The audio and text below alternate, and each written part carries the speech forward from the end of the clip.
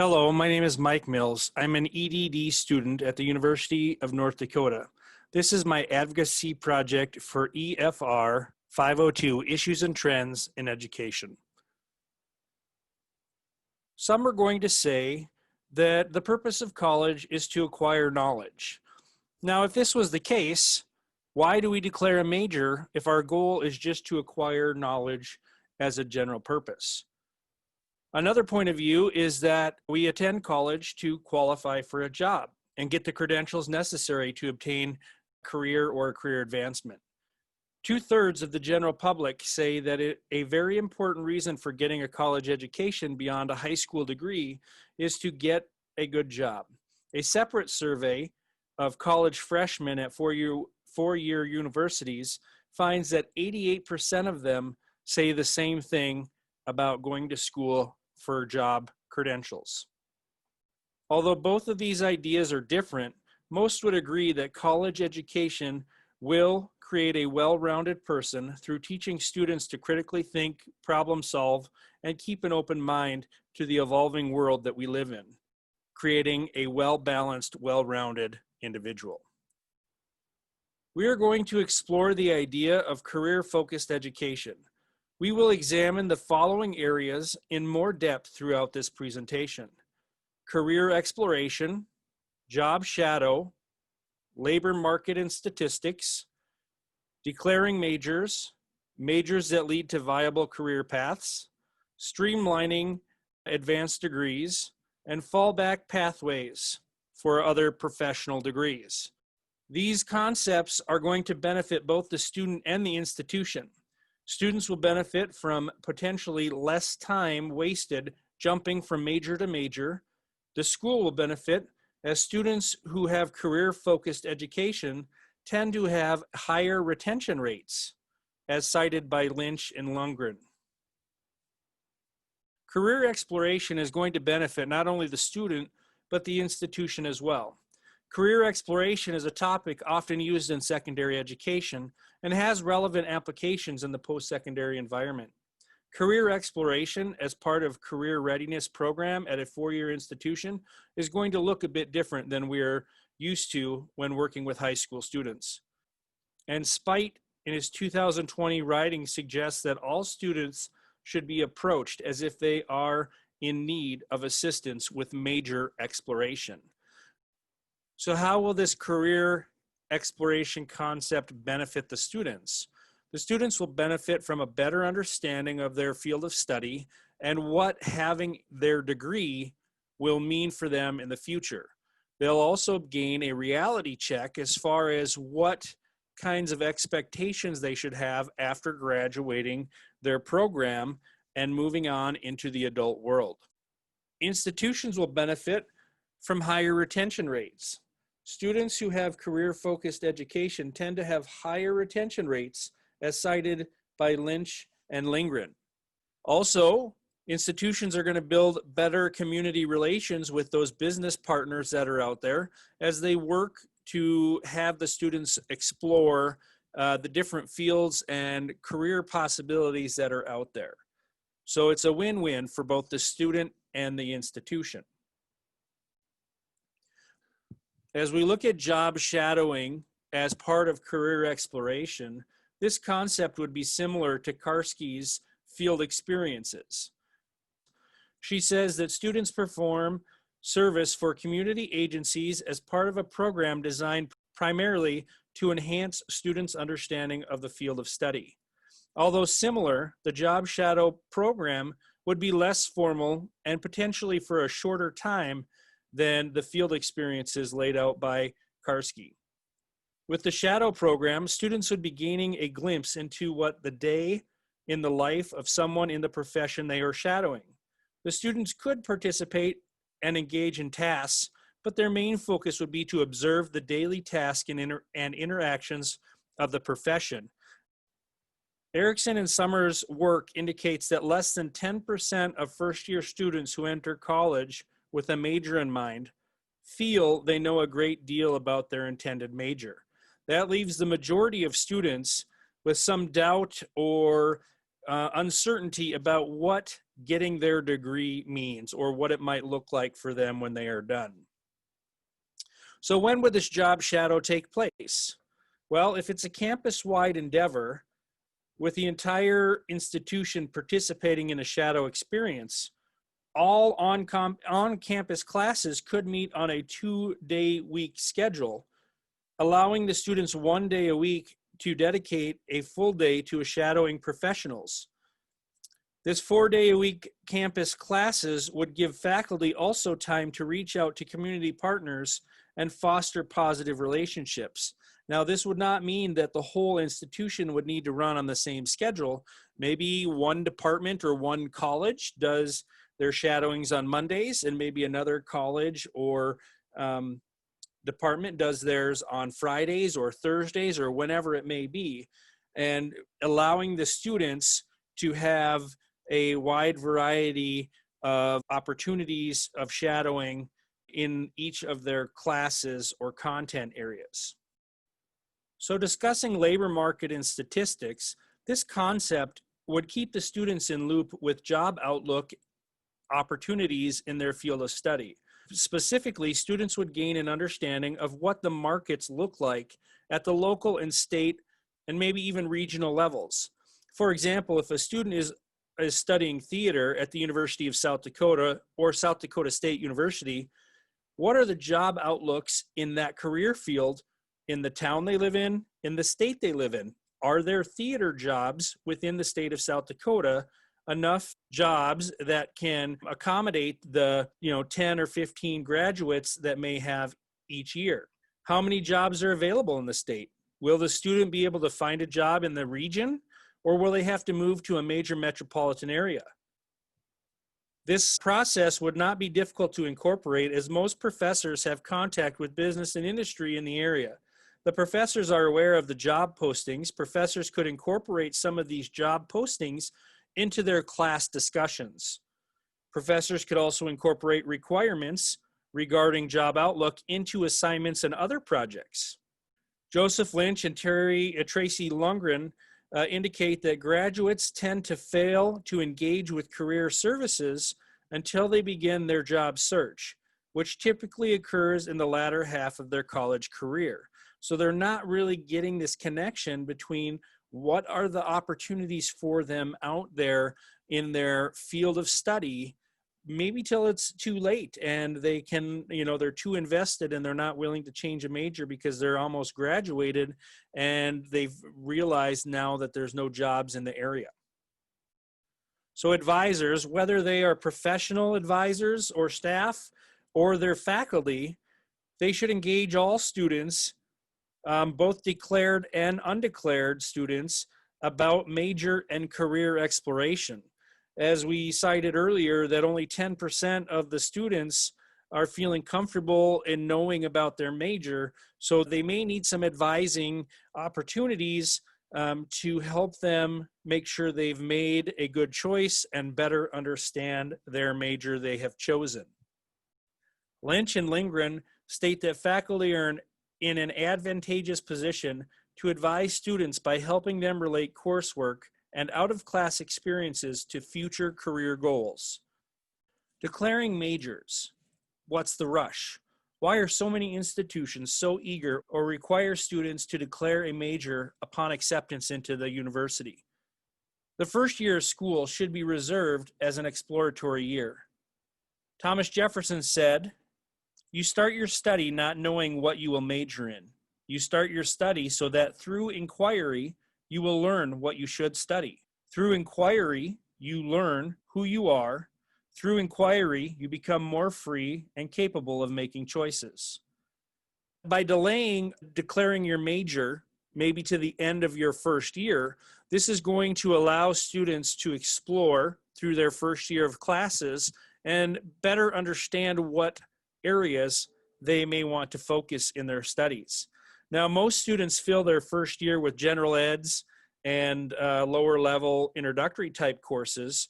And so they're going to get a wide variety of different content in different fields to better help them make an informed decision about their major. So what are the benefits about postponing declaring a major? Well, only 10% of the students feel as they enter their first year of college that they have a good understanding about what their career or what their major means for them. So by delaying, they're going to have a better understanding about what their degree means because they're going to have taken some courses in that field. Even if they're just lower level courses, it's going to help broaden their understanding and give them a better perspective of their major. And currently, as many as 75% of students will change their major at least once in their college career, as cited by Lynch and Lundgren. When students change their major, there are oftentimes classes that are taken that are no longer necessary or will not count towards electives. When students are changing majors, there's a greater cost to the student with extra classes and time to finish school. David Spite indicates that undeclared students are not at a higher risk of dropout than declared students. If our fear that not having a declared student will mean that we might lose them, David Spite's work is showing opposite of that. It's showing that just because they're undeclared does not mean that they're going to be a higher risk for dropout. So rather than requiring or expecting students to make premature, uninformed decisions, institution policy and practice should permit and encourage students to explore their options prior to making this commitment of declaring a major that is going to affect them the rest of their lives. So majors that lead to viable career paths. What does that mean? Well, we talked earlier that the majority of the population, as well as a higher number of first-year students, feel that their main purpose for attending school is to become qualified or gain those credentials for a better job or better career. So in addition to that, we should focus our majors that the institutions offer into career paths or into a viable career. So careers that maybe don't have a high need area in our local state and region, why would we produce a large number of graduates in that area if there's no viable jobs for them in our state or region? So we want to make sure that as students graduate, they're actually graduating with something that is meaningful and has purpose. So we want a major or fields of study that are going to lead students to a better life through better careers.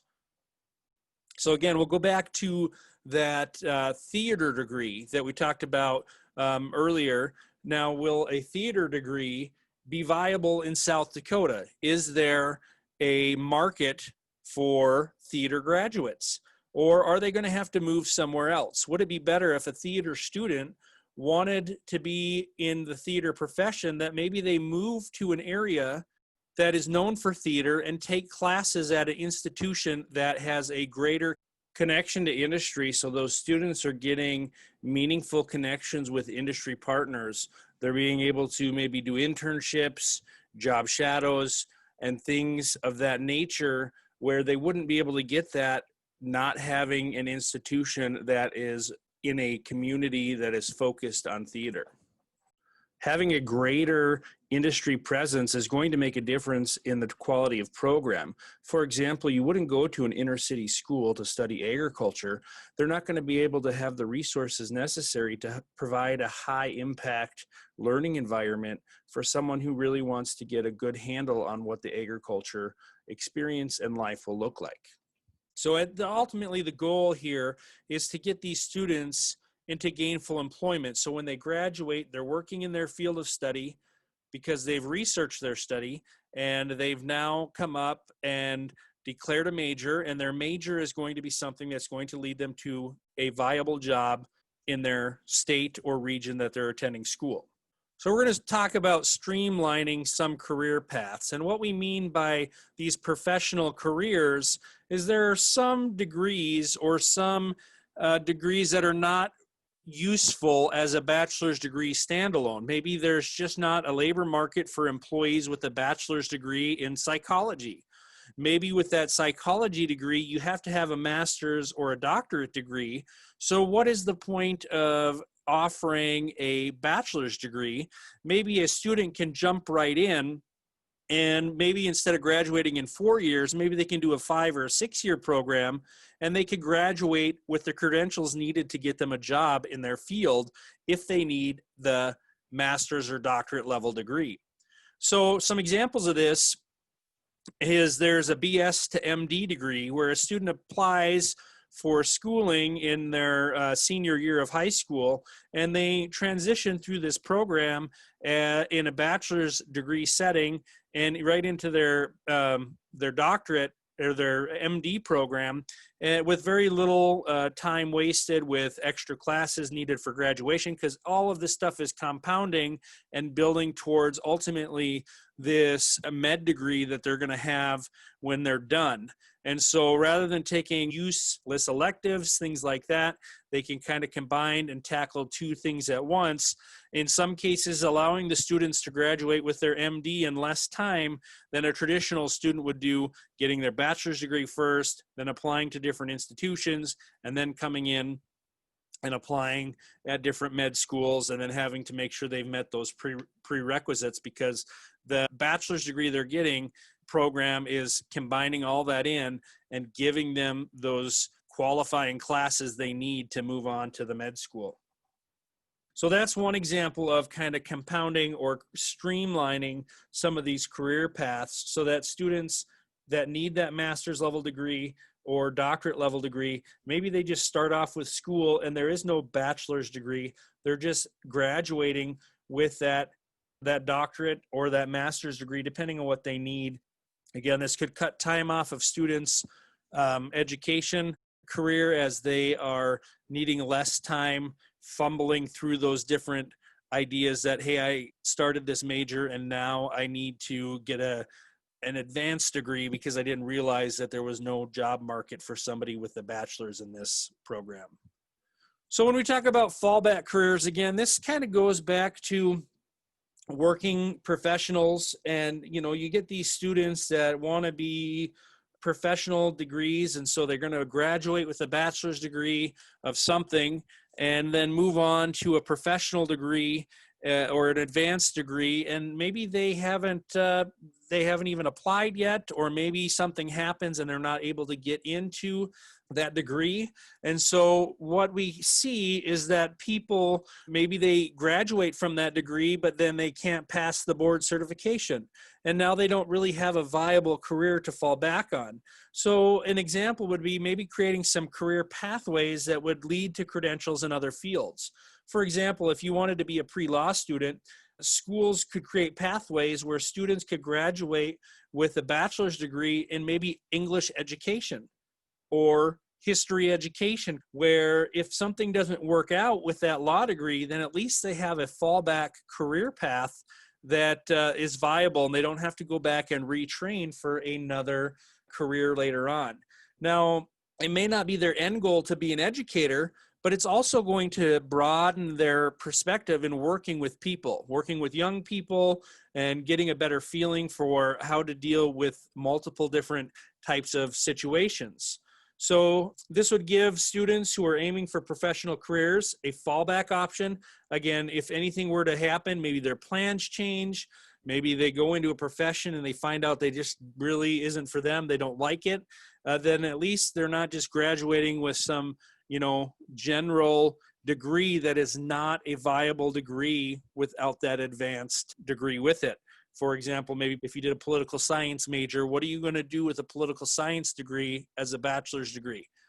So if we can streamline those and kind of create pathways that will get them credentials for a different career along their goal or along their way to their goal, this will give them some job reassurance and later on, so that they always have that fallback type of situation to lean on. So in our conclusion, the ideas proposed here are for career-focused education. These are not fully developed plans, but just some ideas and suggestions on how to better guide and help the students be more successful. The more guidance and direction we can give to all students, the more successful academic career they will have. And so the more situations that we can provide for them, the better off they're going to be ready with all of that knowledge to tackle the world that they will face when they graduate. Here's our references that were used for this presentation, and this does conclude our presentation at this time. If you would like to connect with me, my email address is posted here, along with some QR codes to connect with me on LinkedIn or Twitter if you would like to make those connections. I appreciate your time. Thank you.